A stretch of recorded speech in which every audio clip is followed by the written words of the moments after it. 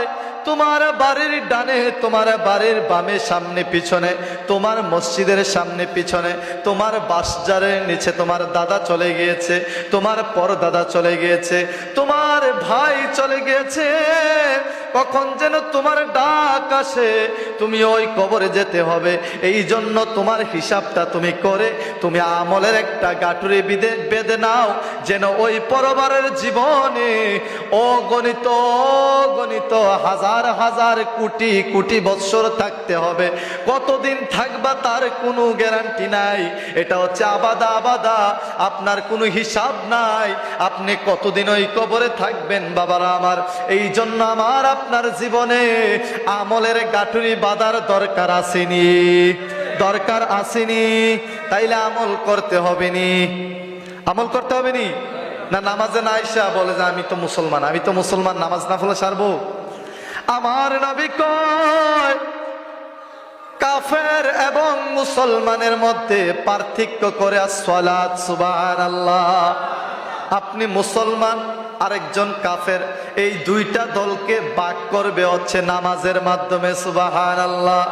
বাবারা আমার, আমার নবী যেইভাবে দিন শিক্ষা দিয়েছে আমাকে আপনাকে ওই দিনের উপর থাকতে হবে। কথা বলেন ঠিক কিনা? মন করা কিছু তৈরি করা যাবে না। এই শবে বরাত ছিল, আছে, থাকবে।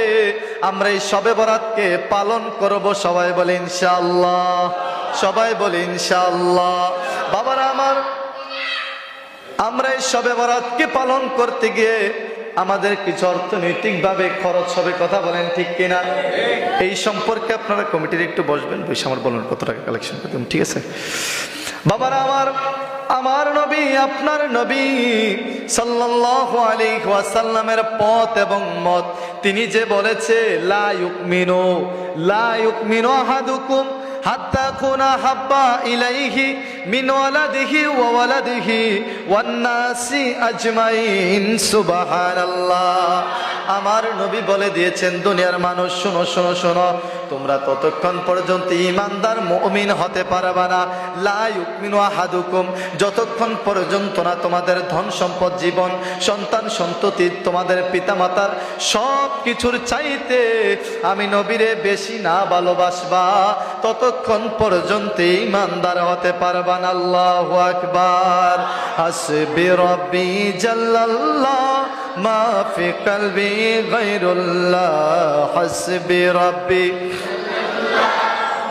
ফি কলবি গায়রুল্লাহ, নূর মুহাম্মদ সাল্লাল্লাহ লা ইলাহা